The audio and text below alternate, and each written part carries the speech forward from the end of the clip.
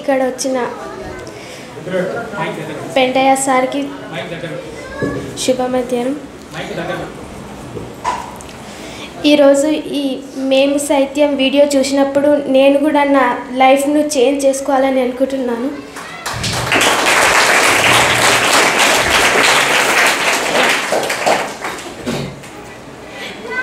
మేము రోజు చూస్తుంటాం, మా ఉపాధ్యాయులు చాలా చెప్తారు కానీ మేము పట్టించుకోము దాన్ని. మాకు ఈ వీడియో చూడడం వలన వాళ్ళ రెస్పెక్ట్ ఏందో, వాళ్ళకి ఎట్లా రెస్పెక్ట్ ఇవ్వాలో నాకు ఈ వీడియో చూడడం వలన తెలిసింది. నిజంగా నేను పెద్ద అయినాక ఏమన్నా నా గోల్ని సర్చ్ అయినాక నేను కూడా మా ఉపాధ్యాయుల దగ్గర వెళ్ళి వాళ్ళకి థ్యాంక్స్ చెప్తానని చెప్తున్నాను. Thank you for giving opportunity. ఈరోజు సార్ వాళ్ళు మేము సైతం క్లాస్ చెప్పినందుకు నేను చాలా హ్యాపీగా ఫీల్ అవుతున్నాను. పెంటయ్య గారు ఇక్కడి వరకు వచ్చి ఇది మా కోసం చేసినందుకు వారికి థ్యాంక్స్ చెప్తున్నాను. ఇది చూసిన తర్వాత మా టీచర్స్ మా గురించి ఎంత కష్టపడుతున్నారో నాకు అర్థమైంది. కానీ మేము వారిని చాలా బాధ పెట్టాము. ఇక్కడ నుంచి అట్లా చేయమని చెప్తున్నాను. Thank you. ఈ మేము సైతం అని ప్రోగ్రాము కండక్ట్ చేసిన పెంటన్న గారికి అలాగే దీనికి సహకరించిన విద్యార్థులకు, ఉపాధ్యాయులకు, పాఠశాల ఉపాధ్యాయులకు, పెద్దలందరికీ నమస్కారం. చాలామంది చాలా రకాలుగా అన్ని విధాలుగా ఎదుర్కొంటూ, అంటే నేటి సమాజంలో ఎట్లుందంటే పక్కల గురించి పట్టించుకునేంత సమయం కూడా ఎవరికి లేదు. అలాంటి ఈ సమయంలో మన పెంటన్న గారు, రాకంచర్ల సర్పంచ్ పెంటన్న గారు మన చనగంపల్లి స్కూల్కి వచ్చేసి మీ గురించి, అంటే మీరు తల్లిదండ్రులకు రెస్పెక్ట్ ఇవ్వకుండా, గురువులను గౌరవించకుండా, సమాజంలో మీరు ఏ విధంగా అయితే అంటే చెడుదారి పట్టకుండా సార్ శివకుమార్ సార్ ద్వారా మోటివేషనల్ క్లాసు ఇప్పించడం చాలా సంతోషంగా ఉందన్న. థ్యాంక్ యూ మా చనగంపల్లి గ్రామం తరపు నుంచి కూడా.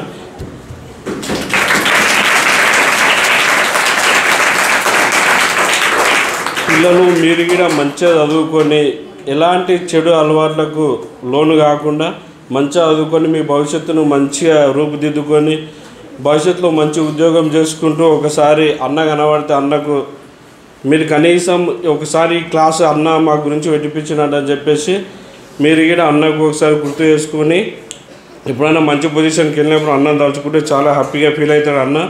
మన గురించి ఇలాంటివే కాకుండా మీకు ఎలాంటి హెల్ప్ కావాలన్నా, స్కూల్ పర్పస్లో కావాలన్నా, ఉపాధ్యాయుల పర్పస్లో కావాలన్నా కానీ ఎప్పుడైనా సరే గ్రామ పెద్దల్ని కానీ అన్నని కూడా కలిసినా కానీ ఎప్పుడైనా సరే అన్ని వేళలా అన్ని విధాలుగా సహాయం చేయడానికి సిద్ధంగా ఉండు. థ్యాంక్ యూ అన్న, ఇలాంటి ప్రోగ్రాం పెట్టినందుకు. ఇలాంటి ప్రోగ్రాము మరెన్నో పెట్టాలని మనస్ఫూర్తిగా కోరుకుంటూ థ్యాంక్ యూ పెంటన్న గారు.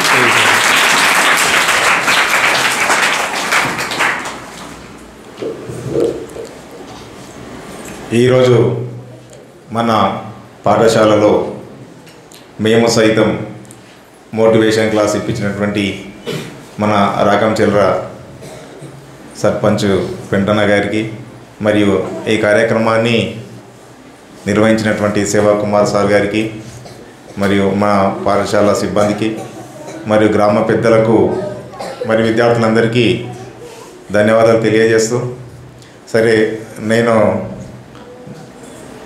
12 సంవత్సరాల నుంచి ఇదే మండలంలో పనిచేస్తున్నా.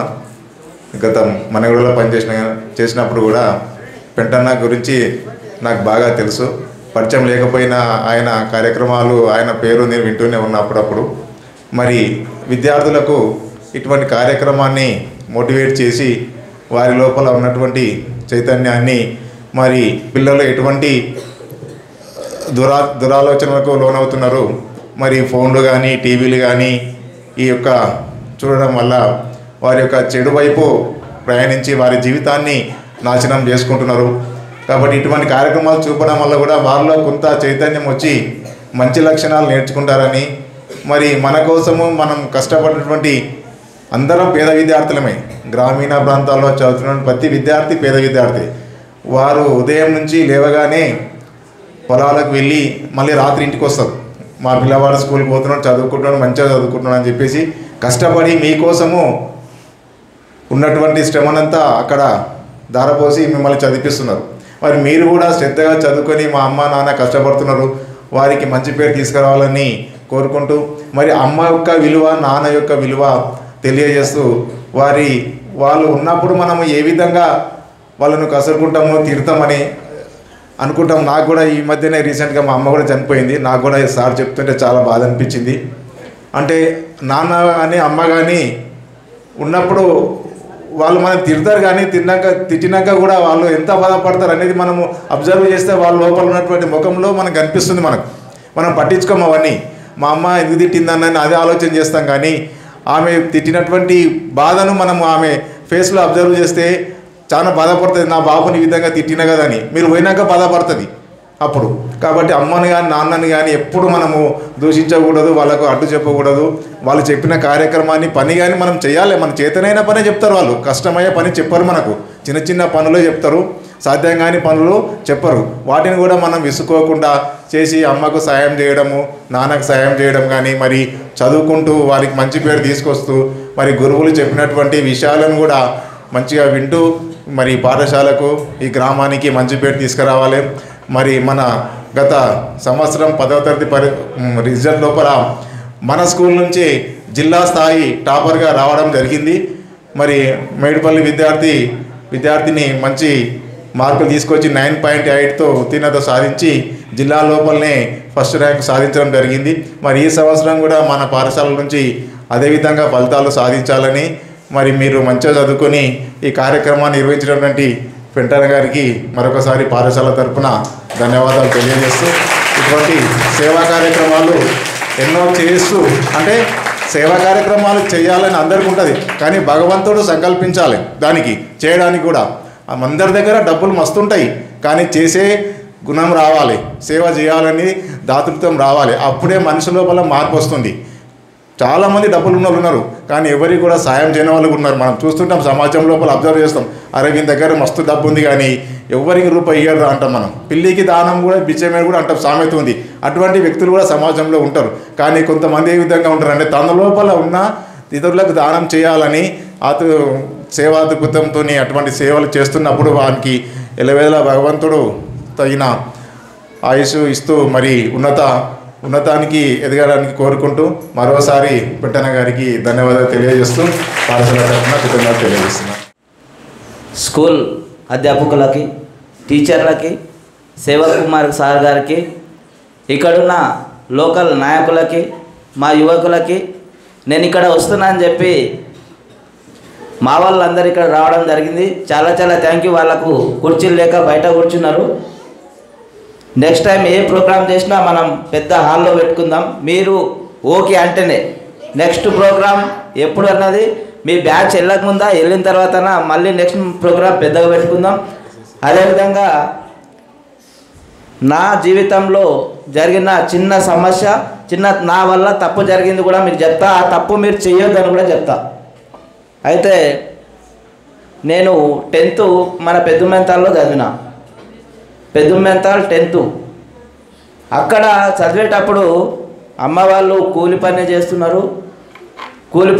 నేను అమ్మ వెనుక కూడా 2-3 రోజులు కూలి పని చేసి నేనే బస్ పాస్కు పైసలు సంపాదించుకొని నా పైసలు నేనే కట్టుకునేటువంటి. అదేవిధంగా కొంచెం చాలా బీద వాళ్ళమే. ఇబ్బంది కావడం వల్ల కొన్ని రోజులు అమ్మకు జ్వరం వచ్చింది. జ్వరం వచ్చిన తర్వాత మంచిగా అయిన తర్వాత ఒక రోజు ఏమైంది, నేను మీలాగా ఉన్నా కాబట్టి అమ్మను ఒక రోజు కసురుకొని నువ్వు నాతో మాట్లాడకని చెప్పేసిన. అని చిన్న విషయంలోనే ఆలోచించకుండా అమ్మ నువ్వు నాతో మాట్లాడకని అప్పుడే అంటాం కదా. ఆ మాట్లాడకన్న పదమే నాకు లాస్ట్ పదం అయింది. అంటే నేను ఈరోజు నైటు మాట్లాడకని అమ్మతో మాట్లాడకమ్మా నువ్వు నాతో మాట్లాడకంటే అమ్మ అప్పటికి కూడా చెప్తుంది 11 అయింది, లేవరా తిందు, లేవరా అన్నం అయ్యింది, తిందు లేవరా, నువ్వు తినకపోతే నేను తినరా, లేవరా అంటుంది అమ్మ. లేదు నేను ఇప్పుడేం తినా అని అట్లే నిద్రలో అనుకున్నాం.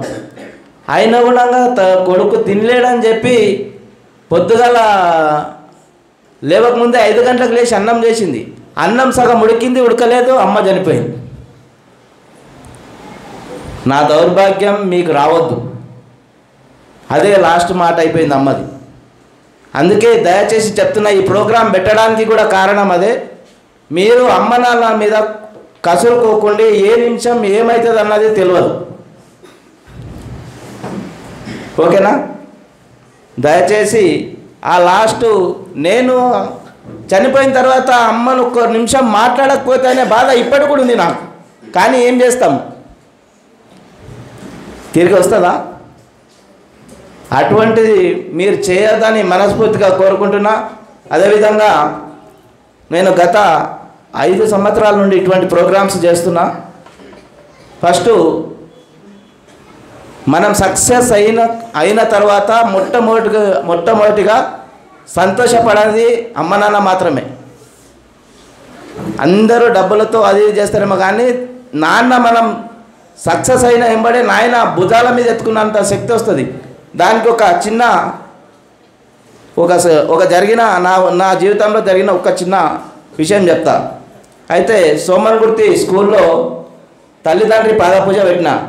ఇది గోల్ ఎప్పుడంటే నేను అదే రోజు మా అమ్మ చనిపోయినప్పుడు నేను చేసిన తప్పు ఎవరు చేయొద్దని నా మైండ్లో ఫిక్స్ అయింది. ఇది నేను చనిపోయినంత వరకు కూడా ఇటువంటి ప్రోగ్రామ్స్ తప్పకుండా ప్రతి ఒక్క స్కూల్ చేస్తూనే ఉంటా.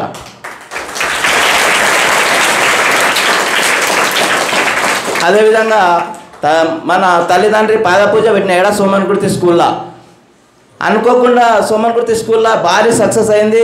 అందరూ తల్లిదండ్రి కాళ్ళు కడిగిర్రు, మంచి పూలతో సన్మానం చేసిర్రు, అంతా బాగున్నది. అప్పుడు బాగా మాట్లాడుతుంటే ఇట్లా గురువులు మాట్లాడుతున్నారు కదా, మాట్లాడుతూ నన్ను బాగా పొగిడి, మీ కొడుకు మీ అమ్మ నాయన నిన్ను బాగా మంచిగా ఒక పద్ధతి ప్రకారం పెంచారు, నువ్వు ఇట్లా ప్రజలకు ఇంకా సేవ చేసుకుంటా ఉండాలంటే మా నాయనకు తెలియకుండా ఆడ ఎన్నో ఉన్నాడు, ఆ ఎంట కూర్చున్నాడు మా నాన్న. నన్ను వాళ్ళు మాట్లాడుతుంటే మా నాన్న అసలు ఎక్కెక్కి ఏడుస్తున్నాడు. ఎందుకంటే సంతోషం, నా కొడుకు ఇంత మందికి సహాయపడుతున్నాడు, ఇంత బాగా పేరు తెచ్చుకుంటున్నాడని. అట్లా మీ నాన్న వల్ల కళ్ళల్లో మీరు కూడా సంతోషం చూడాలని మనస్ఫూర్తిగా కోరుకుంటూ, ఏదేమైనా దయచేసి మీ చిన్న రిక్వెస్ట్ అనుకోండి, ఏమని అనుకోండి, నేను చిన్న తప్పు వల్ల నేను చేయాలని కూడా చేయలేదు, ఆ చేయాలన్న తప్పును కూడా మీరు చేయొద్దని మనస్ఫూర్తిగా కోరుకుంటున్నా. నేను ఎక్కడ కనిపించినా మిమ్మల్ని అందరినీ గుర్తుపెట్టకపోవచ్చు, నేను ఎక్కడ కనిపించినా నాకు ఒక చిన్న పలకరింపు చాలు. మీకు ఇచ్చేది ఏముండదు, మీరు నాకు ఇచ్చేది ఏముండదు, ఒక చిన్న పలకరింపు చాలు. సార్ మీరు ఆ రోజు మా స్కూల్ కలిసిరు సార్ అంటే అదే నాకు 1,00,000 రూపాయలు ఇచ్చినంత ఆస్తి.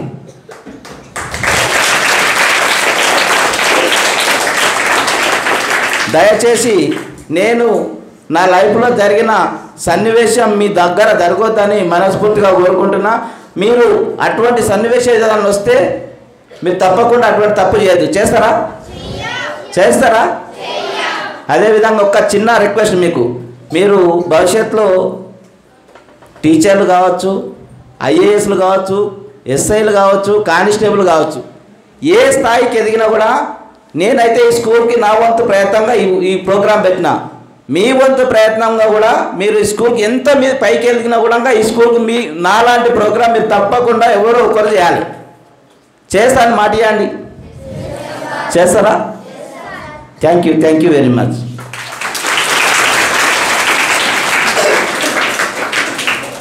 Thank you Pentanna. మరి మంచి కార్యక్రమాన్ని నిర్వహించి మా విద్యార్థులకు మంచి ఉత్సాహాన్ని నింపినందుకు మరోసారి పాఠశాల తరపున ధన్యవాదాలు తెలియజేస్తూ, మరి విద్యార్థులు ఎవరు కూడా నిరుత్సాహపడవద్దు, ఎవరో ఏమవుతామని ఊహించుకోవద్దు. మన లోపల ఏ శక్తి దాగి ఉందో అది మనం బయట పెట్టాలి. బయట పెట్టినప్పుడే మనం ఉన్నత శిఖరాలకు ఎదుగుతాం. కాబట్టి మీరు కూడా నేను ఏమవుతానని ఊహించుకోకుండా నేను ఇది సాధిస్తా అని మనము ముందుకు వెళ్తే దాన్ని తప్పకుండా విజయాన్ని సాధిస్తారని కోరుకుంటాను. ఇప్పుడు అయినటువంటి మన ముఖ్యమంత్రి రేవంత్ రెడ్డి గారు ముఖ్యమంత్రి అవుతా అని ఎప్పుడు అనుకోలేడు. ఆయన ఒకప్పుడు వాల్ పెయింటర్, అంటే గోడలపైన పెయింటింగ్ వేసే స్థాయి నుంచి ఇలా రాష్ట్రానికి ముఖ్యమంత్రి అయ్యిండు. అంటే ఆయన ఎన్నో కష్టపడి ఎన్నో అపజయాలను ఎదుర్కొంటూ ఈ స్థాయికి ఎదిగిండు. కాబట్టి ఎప్పుడైనా సరే మనం కూడా ఒకరిని ఆదర్శంగా తీసుకొని ముందుకు వెళ్ళాలని కోరుకుంటూ